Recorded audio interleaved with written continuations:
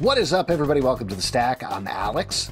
I'm Justin. And on The Stack, we talk about a ton of books that are coming out this week. Let's kick it off with a big one. Transformers #1 from Image Comics / Skybound by Daniel Warren Johnson.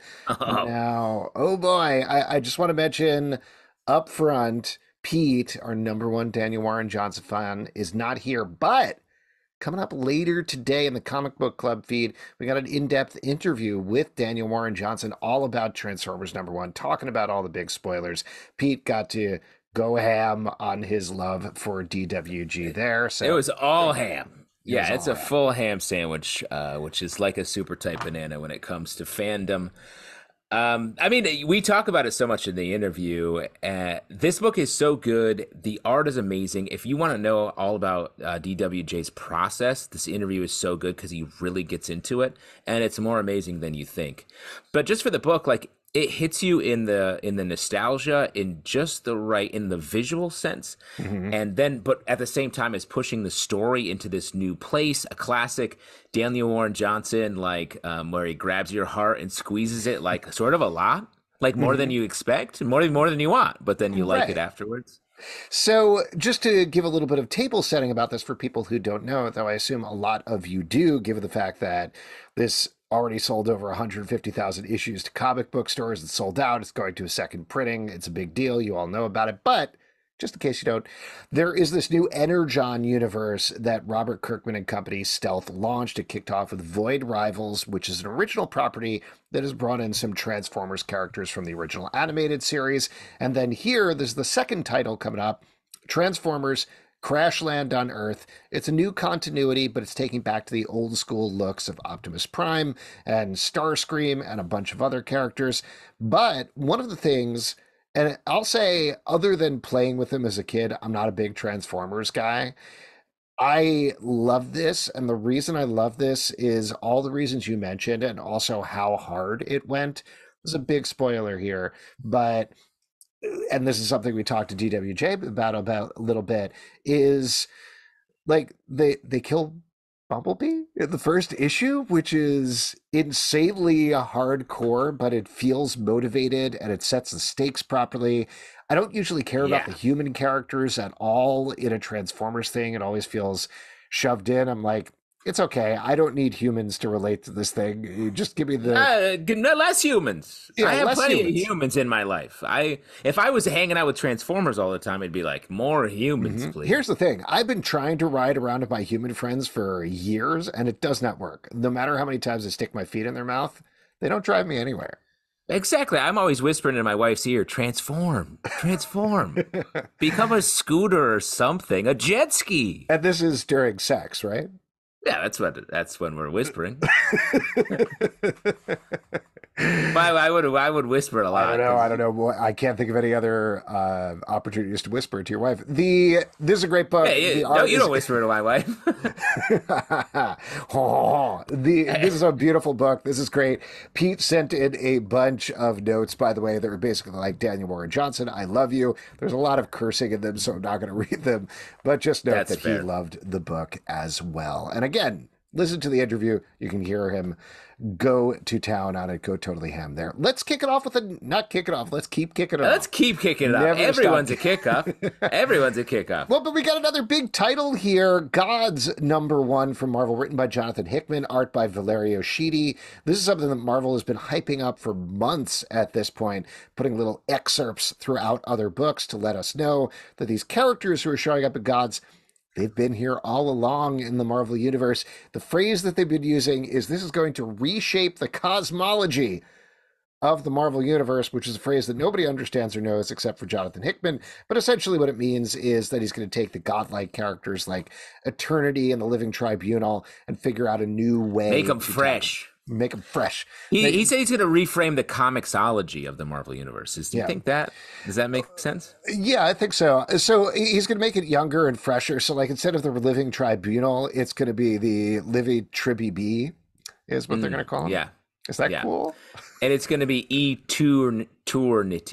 Oh, that's pretty so sweet. It's a 2 instead of the, So now that we have the first issue, we finally know what this is about. And what we've actually got are these two not opposing forces, but two different forces who work for these enormous beings doing their will on Earth. On one side, you have this one guy with a beard who's pretty cool and wears a red coat, and He there's seems just one of very him. cool. And on the other side, there's a bunch of extremely pale people, one of Jonathan Hickman's favorite things, and Mm. there are 100 of them. However, by the end of the issue, there are less of them, and that kicks off an imbalance of power that presumably is going to spin out through the series.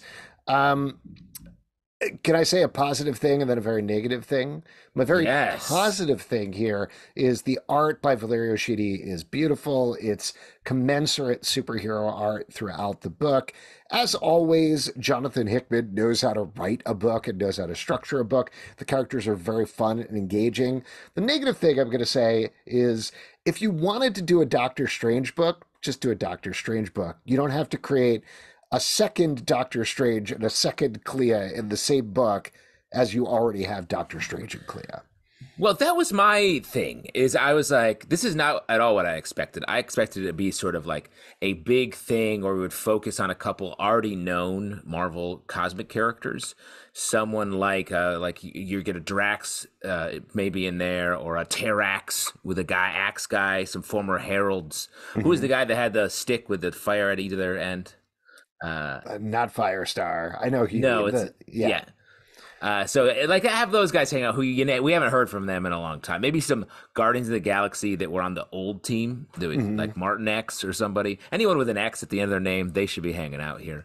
But instead, we get this sort of like halfway between a Doctor Strange and a Constantine roguish dude who's like looks a little world weary, but has to leave his love. It's just such a specific story. This felt more like a creator-owned book that is just suddenly put on the top of the Marvel Universe in a way that I don't quite understand. Having said all that, that's just my expectations and what happened. Like I actually, I like the story. It seems fun. It's classic Hickman, like big, sort of dense, wide-ranging storytelling, focused back down on a character dealing with a very specific situation. I like the romance. I like the main characters. They're very engaging. There are funny jokes throughout here. But again, not to keep harping on the same thing, I think you're correct in terms of your expectations going in here, because ultimately what this does feel like is that Hickman wanted to do an image book that was sort of a Doctor Strange Clea thing and then breaking it out into wild directions, and then thought, oh, I could just do this in Marvel. But then you have this weird doubling up of the Doctor Strange type character hangs out with Doctor Strange. The Clea type character is also there at the same time as Clea, and they're serving sort of the same roles. I think the presumption here is this is like the overture issue, and we're going to blow it out in a big way and go absolutely wild in the next couple of issues now that we know the stakes for the central relationship. But I don't know, for something that they've been hyping up in a wild way, it doesn't feel like it's adding much to the Marvel Universe as of yet, even though, again, it's a well-made comic that generally I enjoyed. Yeah, I think we're on the same page. Looked it up. Fire Lord. Fire Sort of Lord. the most basic name you could think of. He's a Lord of Fire. Why don't Yeah. we move on to another one? Batman number 138 from DC Comics, written by Chip Zdarsky, art by Jorge Jimenez. This is part of the Gotham War storyline that's pitting Batman against Catwoman. In this issue, we are picking up on Batman has captured Red Hood, who has been on Catwoman's side.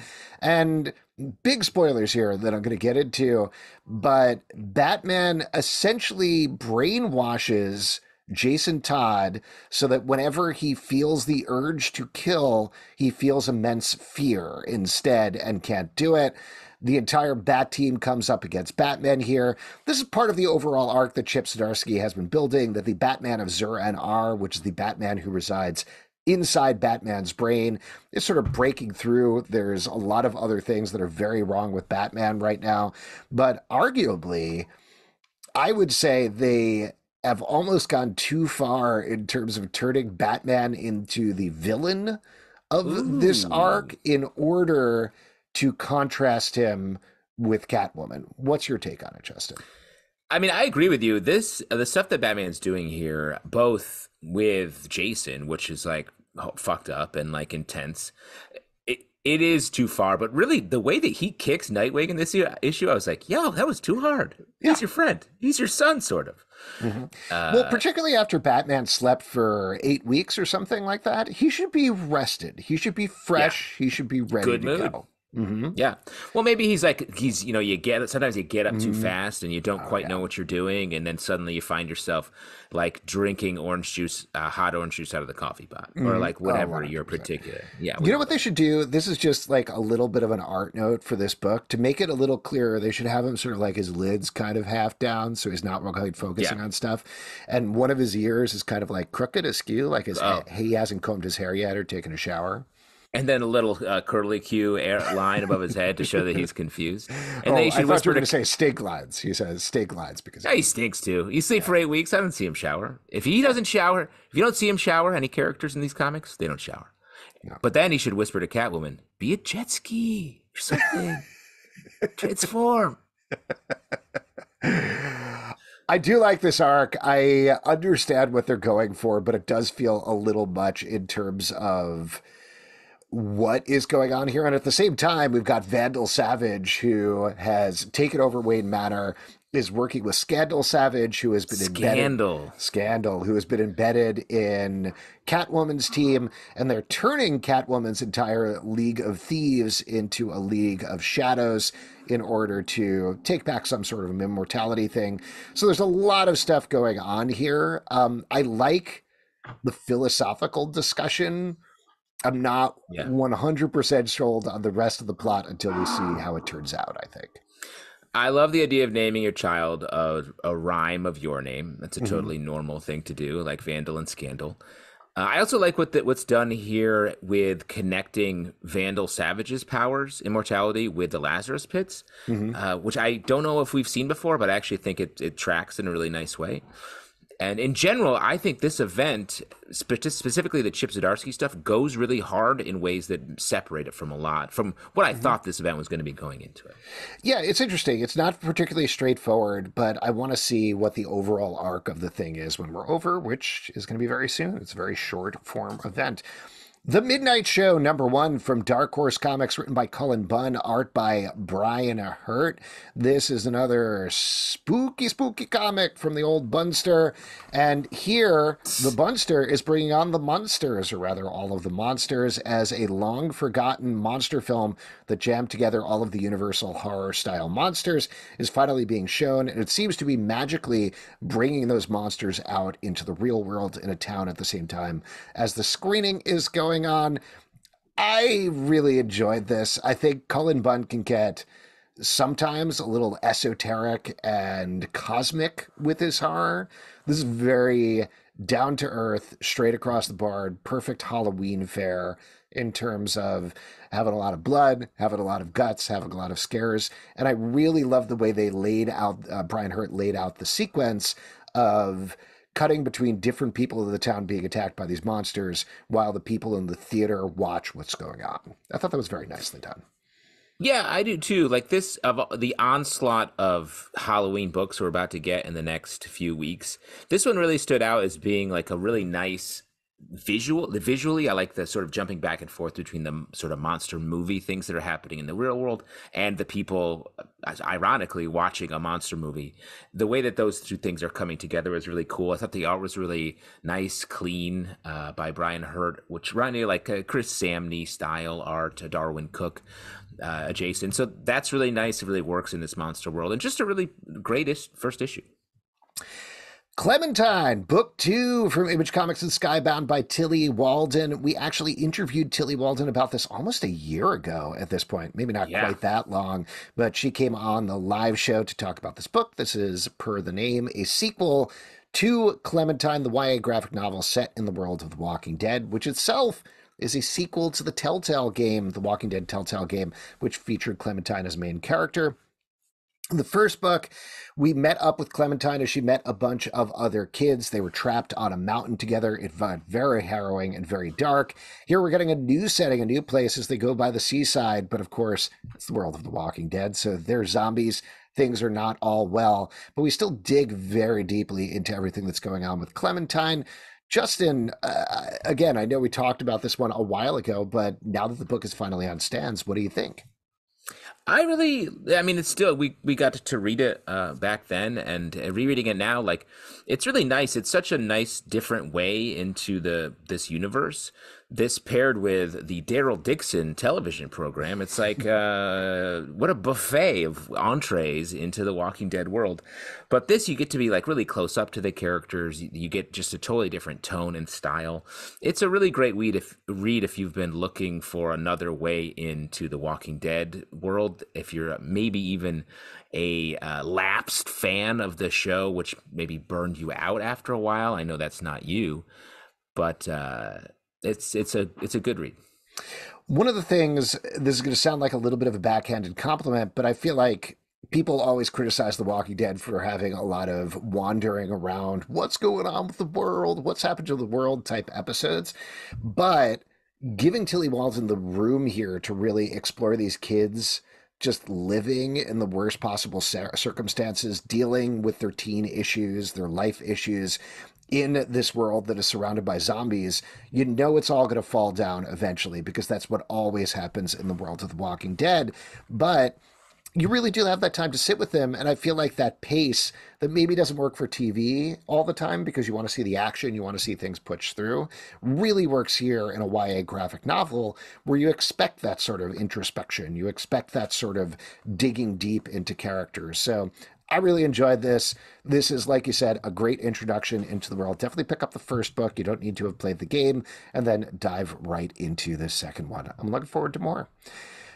Yeah. Another harrowing horror franchise, Aliens Annual #1 from Marvel, written by Declan Shalvey, art by Danny Earls. This is actually a prequel to the arc that Declan, I believe it's a prequel, to the arc that Declan Yes. Shalvey did previously, which was set on an ice planet where a bunch of aliens were frozen under the ice. They, of course, broke out and attacked and killed a bunch of humans. Here we find out how they ended up in the ice, and we also get some equally dangerous, actually eldritch horror, I would say, looking creatures who are fighting against them. And also, other than a bunch of growling and stuff, it's a mostly silent issue, which I thought was a really neat choice. What'd you think about this one, Justin? Same. I like this. The fact that it goes back, we just finished this arc and really liked it. I think it sort of moved in fits and starts, feeling more like a classic Alien story and less. And this, the fact that it was just sort of a visual story and a non-human story. It was about other creatures getting totally worked by the xenomorphs. And I like that this thing in the Marvel comics is the xenomorphs sort of can take on new qualities. It feels they're such bug-like creatures that it feels like they can just do that. That comes from the movies where whatever they infect, like when they infected a dog, you had the alien that kind of crawled around on all fours, and they've had other things like that. But to your point, I think they've really pushed it very hard in the comics in a way that maybe you can't do because ultimately you have to have a human in that alien costume somewhere crawling around on set. So yeah, it looks great, and I love expanding the world into other creatures and stuff. Very, very fun, and you don't have to have read the previous arc or anything like that to jump right into this. Yeah. Birds of Prey, #2 from DC Comics, written by Kelly Thompson, art by Leonardo Romero.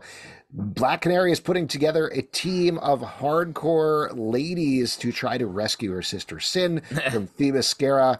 As we find out in this issue, well, we found out that potentially they were dealing with the end of the world. We find out kind of what's happening. Some sort of entity is going to enter into Sin through no fault of Themyscira. They don't have a lot of time. They don't want to deal with politics. They just got to get on the island, get her, and get out of there. And that's the whole plan. But after a getting the band together issue in the first issue, here we get to see them in action together in a surprising way. I continue to really love this comic. I think the dynamic is great. Kelly Thompson is great with the humor. And Leonardo Romero's art, it feels like I want to see a newsprint version of this is what it feels like. Like I want the sort of thing where like I'm picking it up and I'm getting the ink on my hands a little bit. It feels like that sort of old school comic to me. Yeah, I agree with that. I've been trying to place what this art feels like, and it reminds me of Wednesday Comics, the event from many years ago now, where DC put their comics on newsprint. You know what I'm Yeah, talking about? yeah, 100%. Totally agree with that. That is a And very good call. that's so like that really is such a difference maker with this book, and it's really starting to be fun as well as heartfelt, which is tricky balance visually. Just the art fighting these sort of big yellow monsters that they fight over the course of it, I thought was really dope.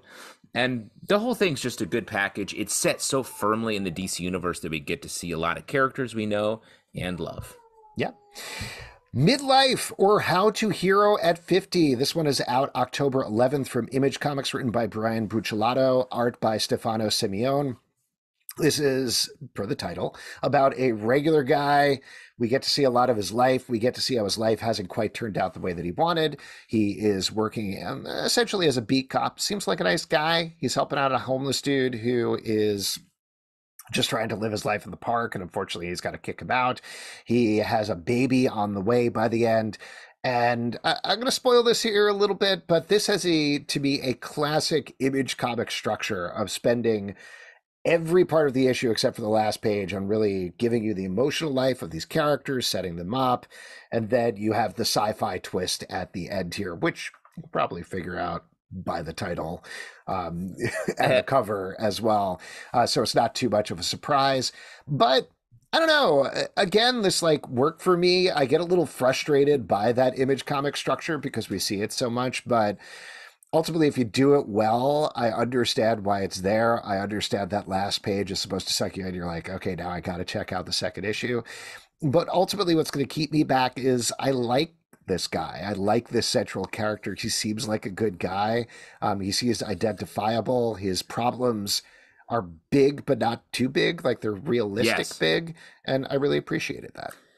I feel like it's rare where, even though it is that sort of classic formula where the last page is the page and the rest of it is sort of getting us there, this does a really good job of taking us on a very real journey to get there. And I believe this person, like you're saying.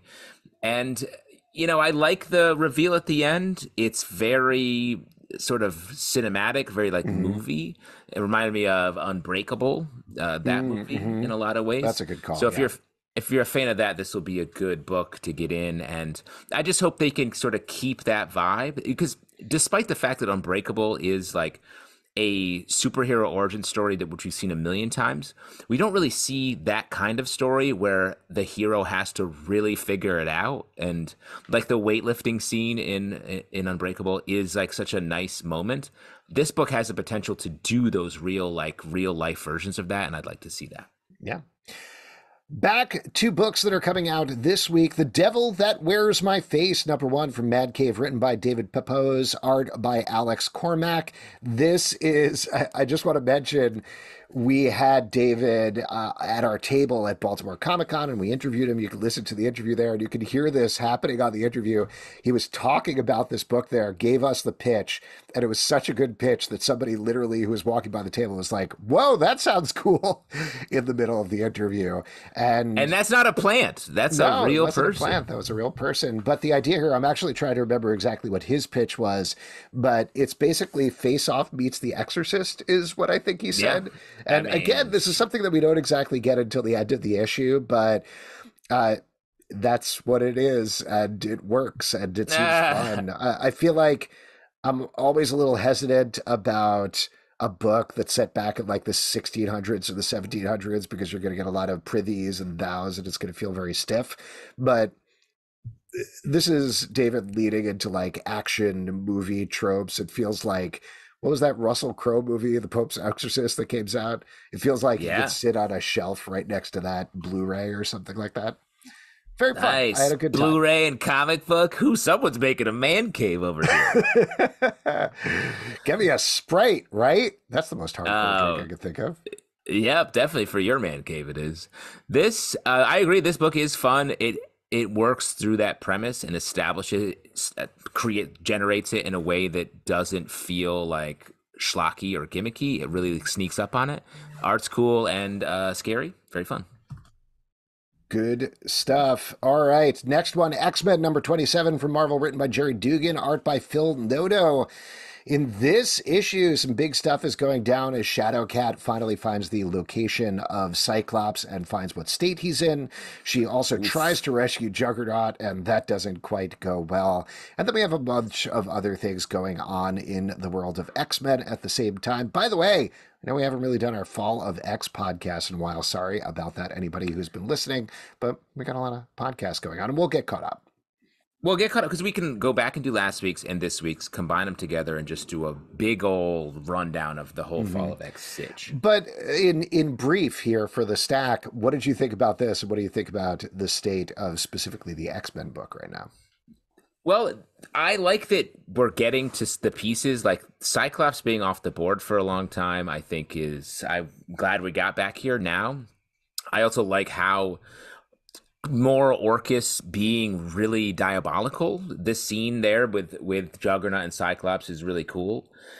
So really liking that. I like that that Shadowcat is our in character, our sort of like everywhere character who is really driving the action forward is fun.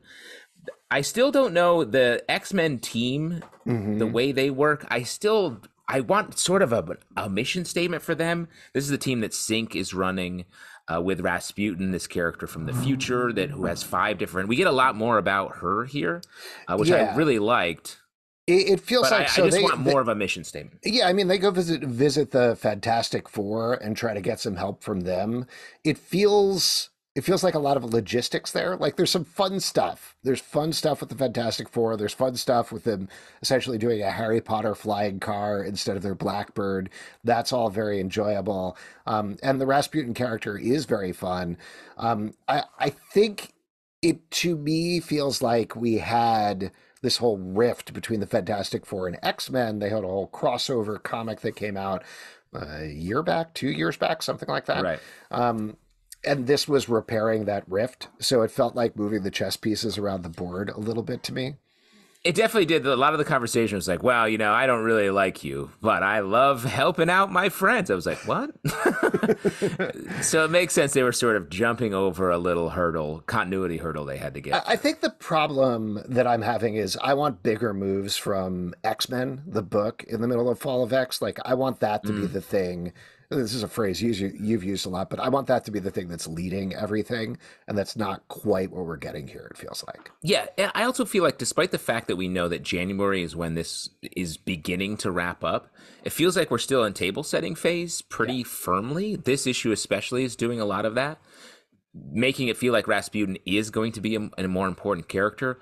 I think we should have more of that's what I'm saying, a more directional mission from Shadowcat, Firestar. One of these characters has been set up as the driver, and Shadowcat just feels like we're following her, like deliver the mail to all the X-Men. It's like, oh hey, I'm gonna go kill this person. It's like just doing the news, and I want to see like the spine. You don't want the news. You want the weather, is what you're saying. That's what I'm saying. Yeah, the weather's the news. Give me the weather. Spit in my face. Yeah, Blue Beetle. The weather's the news of the air. Blue Beetle #2 from DC Comics, written by Josh Trulio, art by Adrian Gutierrez.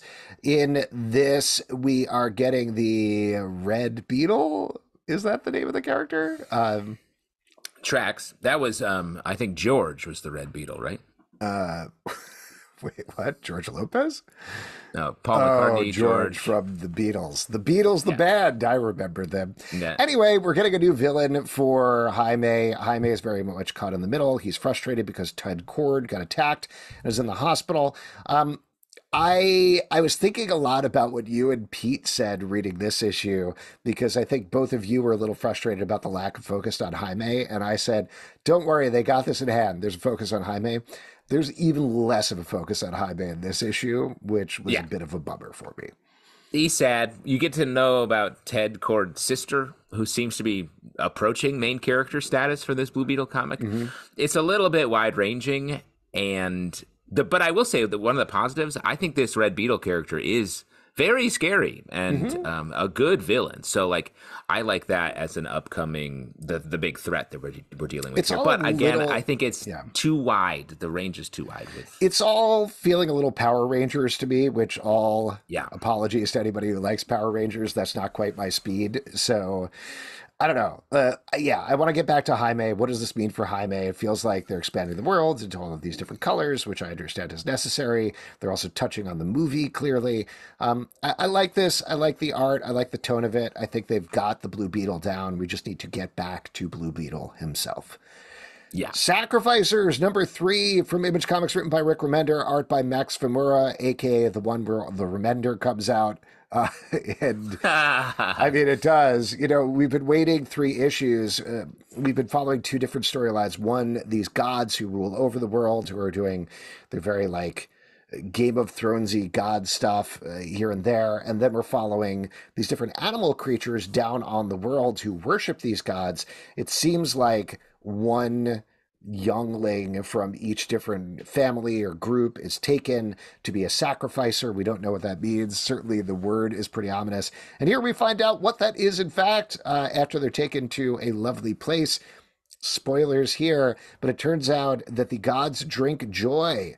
And so the way that they do that is they get the kids as happy as possible and then suck all of the joy out of their bodies, toss them tap them like a keg. Drink them.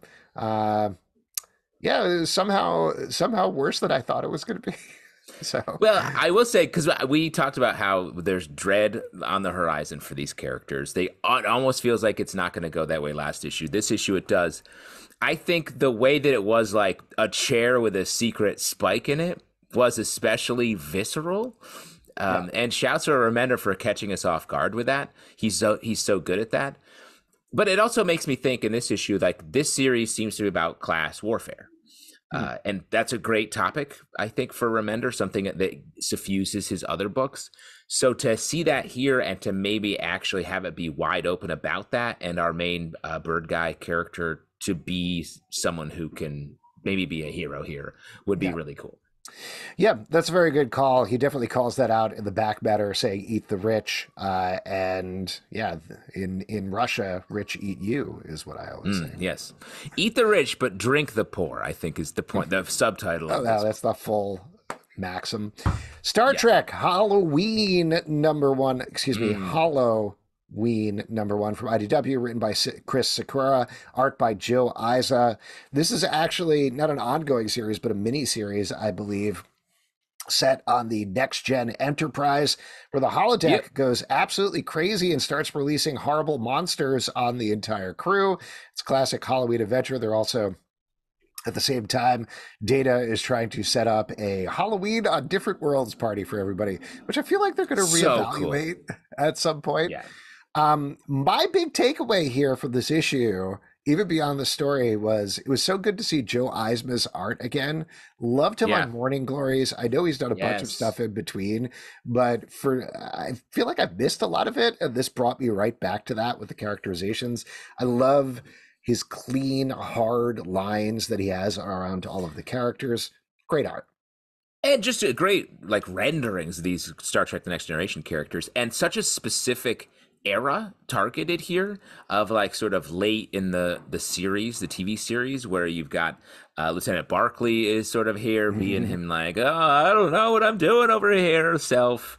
Deanna's in a more power position and sort of leading a lot of the story here. We get a lot of our potential holodeck callbacks. It's if you're a Next Generation fan, and this whole Star Trek line has been pushing this, but this book, very targeted Next Generation late period. This is definitely a pickup.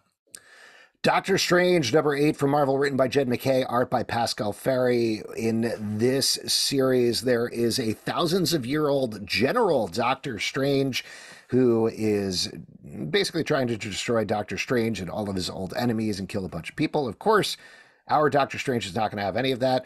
It looked like Clea was betraying Doctor Strange, but of course she's not. She's actually trying to pull a little bit of feint there. Then we set up for the next conflict.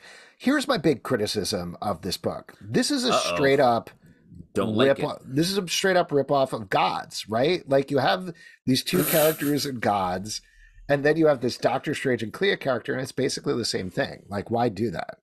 Yeah, Jonathan Hickman has applied for a copyright claim against this book. He's coming for Doctor Strange. Yeah. This is maybe my favorite read of the week. Like, I just love the way this story is unfolding, creating this great villain, Doctor Strange, as his own worst enemy, the most powered up, like no morals Doctor Strange. Because we're getting the simultaneous, like, I'm from a farm, I grew up here, just a regular old human, and this general that is the most hardest pounded, edged monster that you could have out there. And I love the twist at the end that I won't spoil, but I thought was very, very cool. Here's the thing. You're cray for McKay. That's true. That's true. And that's the way I'm going to be. So you shut your mouth about anything bad. All right. DC's Ghouls Just Want to Have Fun, #1 from DC Comics, written by Ellen Tremiti, Kenny Porter, Michael W. Conrad, Christopher Sean, and Linnea. Gregory Burnham, Adam F. Goldberg, and Hans Rodenoff, and John Arcudi. Art by Tyler Crook, Riley Rosmo, Christopher Mitten, Dexter Soy, Alex Galler, Danny Earls, Sean McManus. Now, this is, as you can probably figure out, a collection of spooky horror stories set in the DC universe. However, despite the name of the book, there are barely any female creators of the book and barely any female characters. It's focusing on a lot of the male characters, which, to be honest, threw me a lot because it felt like, oh, okay, I'm up for some fun, spooky horror stories with like Black Canary and Batwoman and a bunch of other people. That's not what it is at all. It's just a name. But on the more positive side, the art throughout this book is phenomenal. Like some of Fantastic. my absolute favorite creators. This is gorgeous looking, and some really gruesome horror art throughout. So if you're looking for a spooky good time at DC, this is one to check out. Yeah. But I will say, highlighting some of these that I liked. Like, we do have Renee Montoya as the Question at the beginning in the first story, which I love. Well, that's what tricked me, because I was like, oh, cool, we get Renee Montoya Question. Who else is coming? No other ladies? All right. No other women. But I love that Tyler Crook art. The next story, the Green Lantern Demon Etrigan story, I thought was really great with Riley Rossmo on art. And the way that Demon transforms now, I'm like, you're basically the same dude. It's like when a dog takes on the looks of its owner. Like Jason Blood is just like, dude, you look like the Demon now. You're very bulgy, sharp features. Grow a beard or something. Soften it up. Relax. I also love the Animal Man story, Robot Man. Just a lot of fun in here. Yeah, really fun collection. Just ladies not allowed. That's all I'm going to say. No, I don't know. Release a second one, please, that actually includes the female characters. The Enfield Gang Massacre, #3 from Image Comics, written by Chris Condon, art by Jacob Phillips. The conflict between the Enfield Gang and the lawmen in town amps up in a absolutely bonkers way, leading to a double-page spread in here that made me, like, guffaw, I think, the same way I would it as a wild action movie scene. This feels like, obviously it's in comics and it's great in comics, but this feels like you could put it right on screen as a movie and it would be like blow the roof off. Yeah, it's fantastic. This is my other favorite read of the week. Like, it's beautifully drawn. The story is really great. It has real historical background. We get a lot of that context in the back matter. It feels like a great movie, but also this is the kind of graphic novel or a comic that you could like teach in a class about comics, because it's bringing real stories from the real world to life in the comic form. And it's, it has to be done in this form the way that they do it. It's just very good. Great Western story, carrying on to that Texas Blood vibe in a whole new way. Totally agree. Next up, Alice Cooper, #1 from Dynamite, written by Rodney Barnes, art by Edu Mena. In this book, I think what's happening is that the devil is trying to challenge Alice Cooper, but the entire time, Alice Cooper seems much more focused on, is he getting old and what's going to happen to his career, and has his audience moved on? And in fact, they're all zombies now, literal zombies. So that's kind of what's happening here. I will say I like Rodney Barnes' writing. I don't know anything about Alice Cooper, and I wasn't 100% sure what was going on in this story. This feels like the rare comic that really lives up to its title, where it's like, hey, this is an Alice Cooper comic. You better like Alice Cooper, because that's definitely what's happening here. But it's good. The art's good, and it's got some great stuff to it. It's just like, I'm with you. I was like, oh, this is very internal to Alice Cooper. Well, it kept cutting between scenes of Lucifer being like, "I must challenge Alice Cooper to the biggest battle of the bands of all time," and then it would cut back to Alice Cooper being like, "What is my life? What has it Yeah. become?" I was like, all right, I can't get a All right, handle on the dude. tone of it. Okay, calm down, Alice Cooper. Immortal X-Men number 16 from Marvel, written by Kieran Gillen, art by Lucas Wernick. This is following two stories here. One is Professor Xavier versus Sebastian Shaw and Selene for What Remains of Krakoa. And then meanwhile, we finally find out exactly where we are with these other 250,000 mutants who are being led by Exodus and Hope and kind of led by Destiny. They've encountered Mother Righteous, Apocalypse, and a bunch of Wolverine clones seem to be there, but maybe they aren't. We're not 100% sure what's going on, but we get a lot of clarity about that by the end of this issue. Contrast to X-Men, the book, this is making some big moves for me in exactly the right way, and I love what's going on here. What do you think? It's still operating on the fringes for me, where I'm like, there's just there's a bunch more shoes that are going to drop here, and I want a little bit of clue. Like Mother Righteous is up to something. We get Jean Grey here, and I actually like the way that it connects directly to the Jean Grey book that we've been talking about. Feels separate from so much of this, and actually maybe it's much more present than we thought it would be. So that's cool. And the twist at the end, I'm like, I don't know what this means. I don't know what it means, but it is interesting. It's sort of, the books are sort of just doing each one needs to be more like the other. This one's making moves and I'm not sure what they mean. The other one isn't making moves, but I know everything that's happening. Well, I'll say, so first of all, on the Professor Xavier end, Professor Xavier essentially doing Home Alone with Sebastian Stan and Selene as the Wet Bandits. Great. I am 100% Yeah. having a great time reading that storyline. The other one, I actually think that's a good place for it to be where you're not sure what's going on. Big spoiler here to talk about the reveal, but the reveal at the end is they realize where they are is the White Hot Room. The White Hot Room is the place where, to your point about Jean Grey, that's where she goes after she dies. It's sort of a transitory afterlife. It's also a mental space, I think, that only exists mentally. It's a little undefined there, but what it means that they are there, are they dead? Are they protected by the Phoenix? What exactly is happening? We don't know.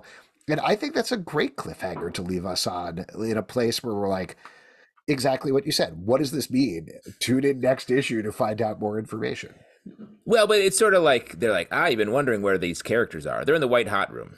Bye. And it's like, what? Wait, sorry. I have 9 more questions about that. Yeah, answer the next issue. That's how comics work. I don't need to explain. The White Hot Room, that's like just saying there's just a bunch of words and letters together. There's no real like, Well, no I think real maybe part information. of your problem is the White Hot Room is relatively undefined anyway. Like there's no rules around it. Like Outback Steakhouse, White Hot Room, no rules, just right.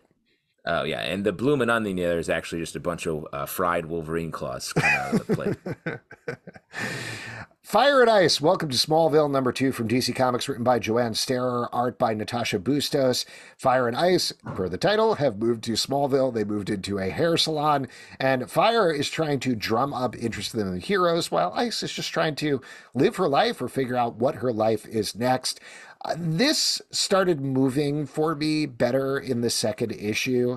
I'm still not quite there with the comedy. It's not quite hitting as like a laugh out loud book, but I do like the domestic drama. Like it feels to me, they described it as Schitt's Creek with superheroes. It feels to me a little more like a CW hour-long drama with superheroes, kind of, which I don't mind. Well, I actually thought that some of the comedy did work a little bit better for me, especially when they introduce all the other heroes or characters with powers, we should say. There's some fun jokes in there, I thought, and I see what you mean by the CW of it all. Like it's very much like, I'm trying to solve this problem. And it has that pace of sort of slowly moving through a very, not that the problem's obvious, but like we recognize what's happening here because we've seen it before. But like you said, it is working a lot better for me in the second issue. Yeah. Spellcasters, Major League Magic from Saturday Originals, written by Seth Singleton, art by George Duarte. This is, available online, I think. I don't know if there's a print copy, but you can definitely get it from Amazon through well, not Comixology, but through Amazon. And this Yeah. is about a world where magic is a major league sport. The first issue, we are following a couple of characters who are trying to work their way up through the junior leagues into the major leagues. And spoiler, that's kind of where we end up at the end of the first issue. What'd you think about this one, Justin? It's fun. I think the premise is, we definitely get it. We've been adjacent to worlds like this before, and the art is very approachable. It's very even. It's not like reinventing the comic book form, but like it's very much like if you're just a fan of magic and magical worlds, you're looking for something to fill a Harry Potter hole in your Harry Potter heart.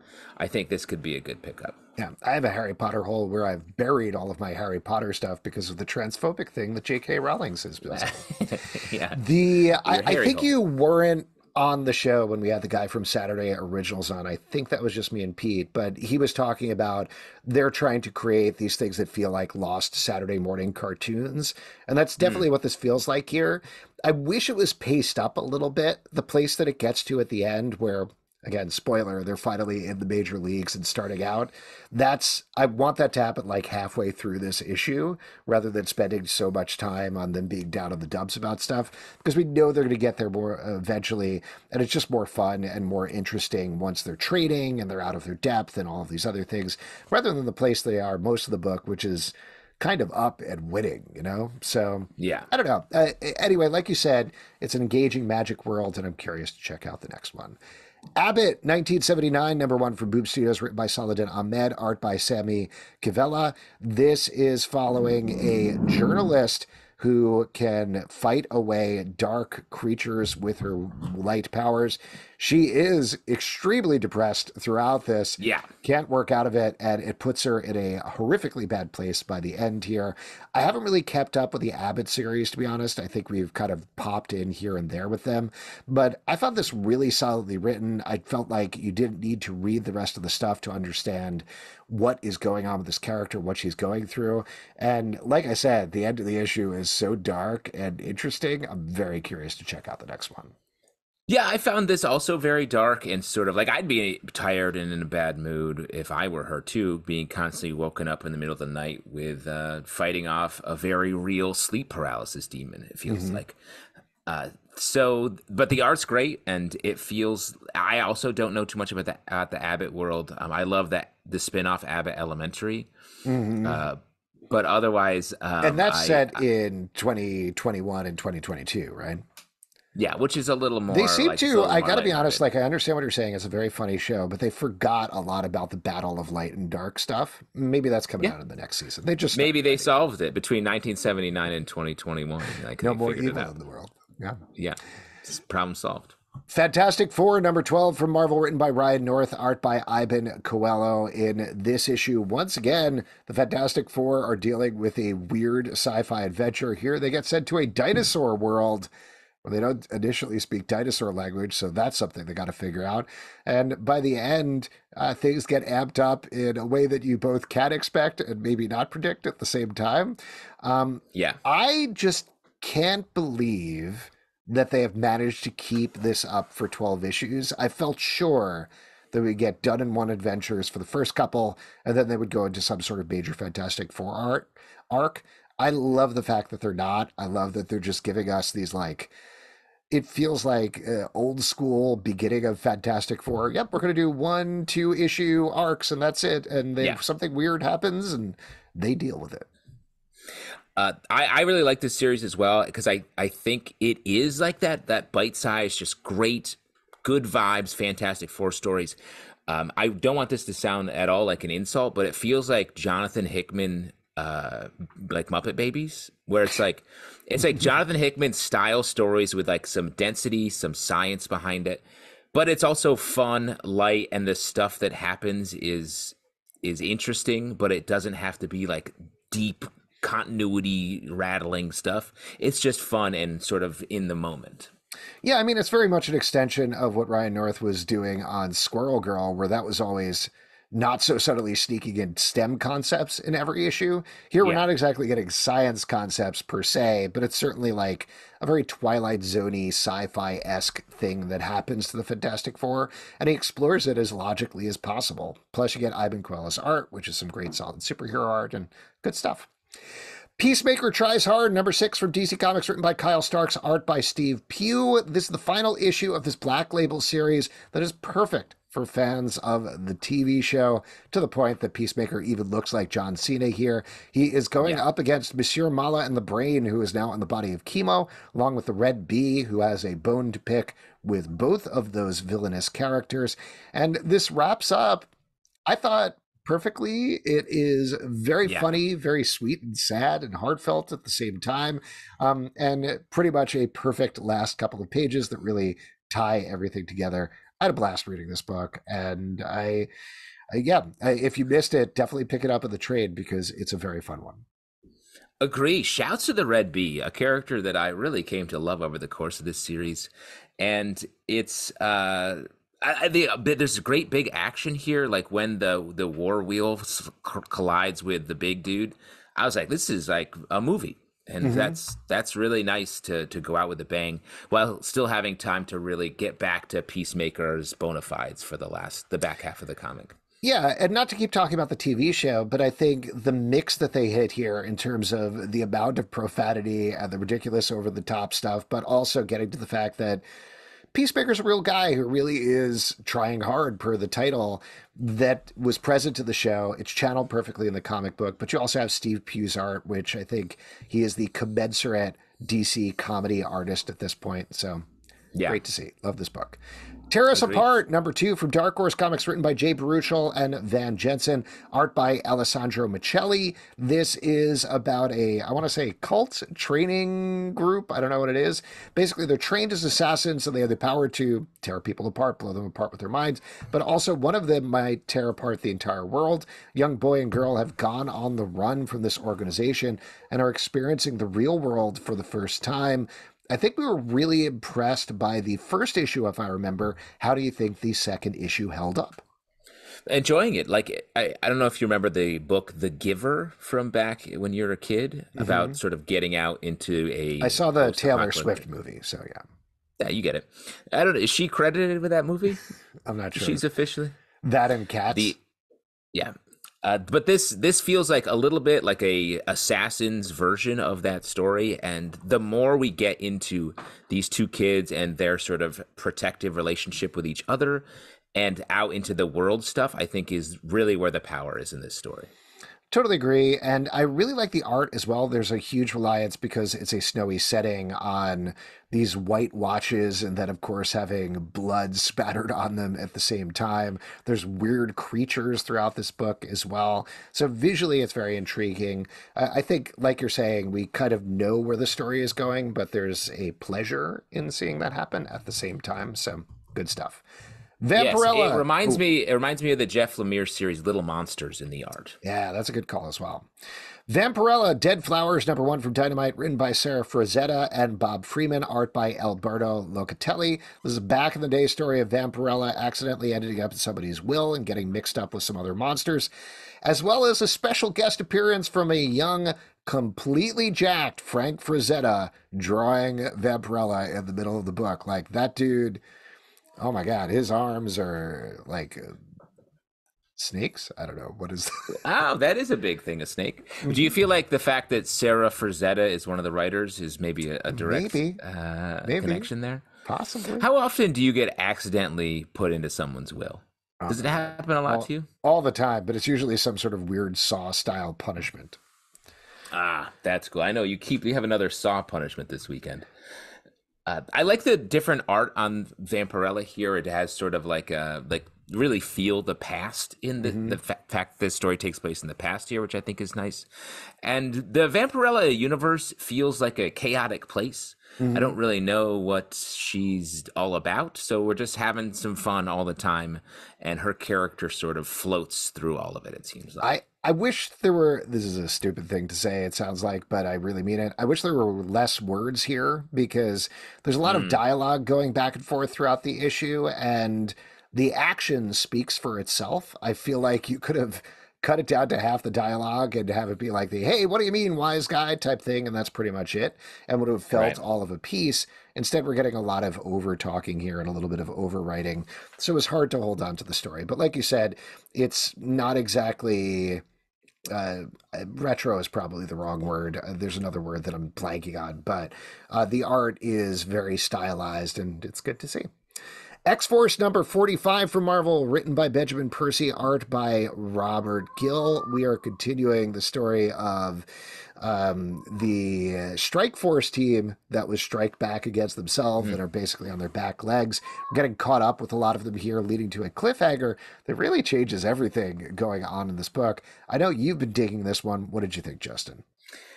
I like it. It's very trippy. This issue especially, I'm like, this one feels like, for as much as Kieran Gillen's book Immortal X-Men feels like it's, sort of in this fantastical realm, this feels like watching like a horror show from like the 70s, 80s. Like we're getting some like just body horror stuff. We're getting like sort of mindscapes and things like that.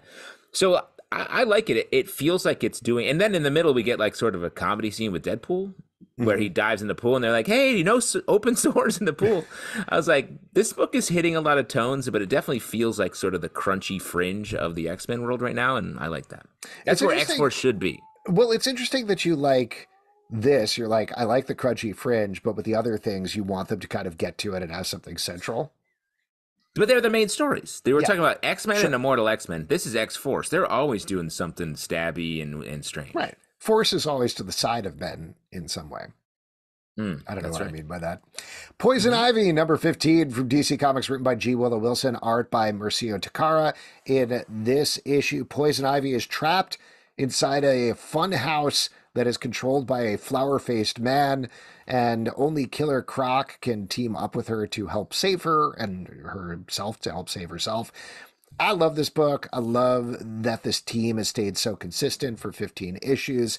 It is, again, a perfect Halloween-style book to have Poison Ivy trapped in this weird house she can't get out of. It's basically a haunted house story that's going on here, except plant-infused. I thought this was great. I feel the same. I think we've liked every issue of this book. What a great surprise this Poison Ivy series as a whole. It does a great job of just weaving in really interesting character stuff, some philosophy, and then just great one-off stories. This villain being like interesting, unique, and then what a come up for Killer Croc. He's just a regular buddy now. He's not even like a scary jerk.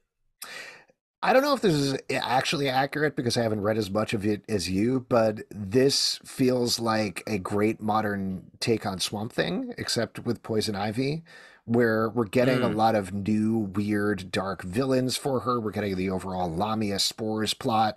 It's still very plant-based, obviously, so maybe that's what drawn to it, but it feels like there's always this bigger mythology pushing on into the background at the same time. Yeah, I think that's fair. Though this is definitely rooted firmly in like the superhero universe, as opposed to Swamp Thing was super out of that. But I get what you're saying. Yeah. Star Trek Strange New Worlds, the Scorpius run, number 2 from IDW, written by Mike Johnson and Ryan Parrott, art by Angel Hernandez. This is set in the continuity of the titular show. Here, the crew has been split up onto a bunch of different ships and forced to fight a classic death race type scenario by this godlike being. Christopher Pike, Captain Pike, is trying to figure out what's going on and how they can get everybody out of this alive. And it gets a few terrible hiccups by the end here. I love this. Like, I love this is perfectly channeling the show. A race is hard to do on a still comic book page because you're not getting that speed there, but this is totally working for me. And I think there's some really interesting big character moves here, particularly with Spock. I thought the thing he gets thrown onto this other alien ship that helps him, as usual, kind of figure out how to integrate his human and his Vulcan side.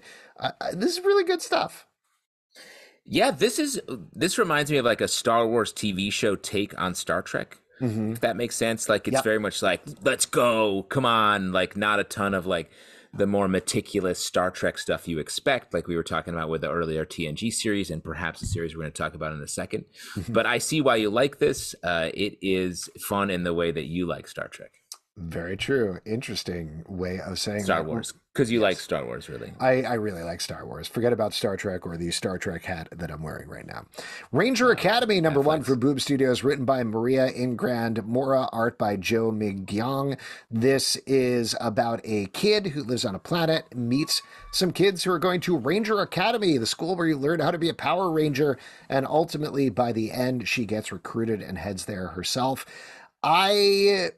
Two things are working against this with me. One, like I said earlier, Power Rangers not quite my thing, though I've enjoyed a bunch of the comics here and there. The second thing is this feels like this has the same problem as the Spellcasters thing, where the interesting thing is the school not being on an alien planet being like, should I go to school?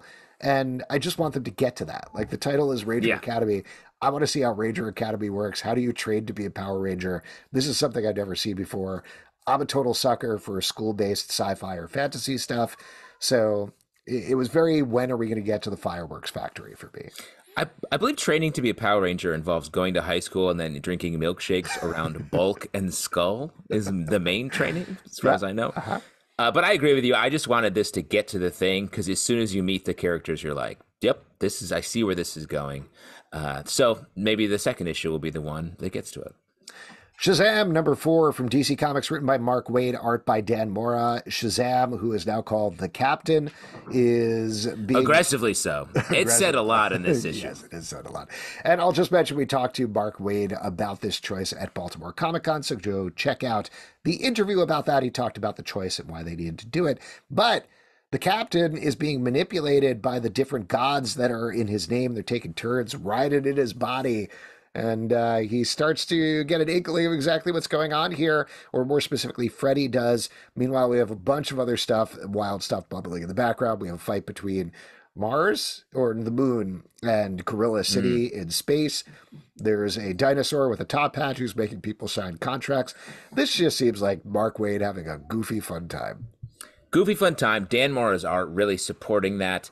Shazam, the Captain, is just like, sort of feels more like Captain Morgan, the way that he is about to make out with this lady in this issue. So that's a very horny Shazam moment and horny Bee Queen. Yeah, that's what the H stands for, right? In Shazam? Yeah, in Shazam, I believe so. Solomon, horny. Atlas. Yeah, that's it. Zits. Acne. But this is a fun. They really pushed that angle. They really pushed that. Originally, the book was sponsored by Clearasil, and it was called Captain Clearasil, and then they had to change that. That's why the M stands for money, so you can buy your Clearasil. Yep. Star Trek Defiant, number 8 from IDW, written by Christopher Cantwell, art by Marek Fian. This is picking up after the Day of Blood storyline, where the crew of Defiant, who are basically the rogue crew of Star Trek folks, the X-Force. The X-Force, absolutely, of Star Trek folks, are called in by Starfleet and dishonorably discharged, essentially, except for Spock, where they're like, you could just go, just get out of here. It's fine. Hey, do whatever you want. Spock's like the star of all this. It's crazy. Yes, but I was very curious to check this one out to see, now that we are past this event, what is the new status quo? What is the new arc here? And I think you were indicating that I probably didn't like this. I did like this. Good. I like this because there were some fun moves with Worf here that I think really dug into his character. This feels like a fresh, clean start for this crew and this title, and I love the place they leave it in. It's definitely like playing to the rafters, or whatever the expression is, in terms of being like, hey, fans. Preaching to the choir. Preaching to the choir. Yeah, it's like, hey, fans, here's another character you want to see. Enjoy. But great. And like to reset this series, that I was like, wow, they really put in all the bangers from any Star Trek show or series that you love. And then to do it again, like with the villains, the dossiers that are handed to this team, I won't spoil it, but it's so good. I love all those characters in here. And the fact that things seem to be shifting more toward a Deep Space Nine paradigm, I feel like in this issue, is an interesting transfer. Yeah. And the evil Tashiar that I always forget the name of just leaves this dangling bit of information for the crew as she's beaming away. She's like, by the way, here's a terrible thing that's going on. See you later. So again, it just feels like a really good, fresh setup for this book. If you haven't been reading it, you can jump right in with this one. Last but not least, The Joker, The Man Who Stopped Laughing, number 11 from DC Comics, written by Matthew Rosenberg, art by Carmine Di Giandomenico.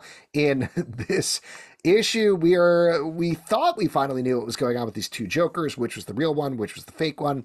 We got the whole story about it. But as it turns out, of course, we were wrong, and there is a switch and a turn once again, as everything is converging on Gotham, and all the heroes and all of the Jokers are going absolutely buck wild. This, to me, I don't remember how we felt about the Joker War, but this to me feels like what the Joker War probably should have been, because it's spiraling out in that classic Gotham way where just, oh, you thought things were bad? Nope, now the entire city is on fire. Yeah. Oops, all Jokers is what this should be called, because that's what we got. I feel like this is proving we don't actually need a Batman in this at all. It just needs to be Jokers on Jokers and Jokers. And I had a little pang of, probably not fear is too strong, but like I had a little pang of worry reading this issue that Batman is going to show up as the Deus Ex Machina in the last issue. I don't want to see him at all. I never want him to show up. Here. Yeah, Manhunter, great. Ravager, is that who it is? Ravager, yeah. Deathstroke's daughter, great character. Jason Todd, love him in this book. All of this is so much fun. All of these Jokers are so much fun. All of the runoff characters. This is such a great book. I'm sad to see it. I assume it's going to wrap up in the next issue, but maybe I would think so.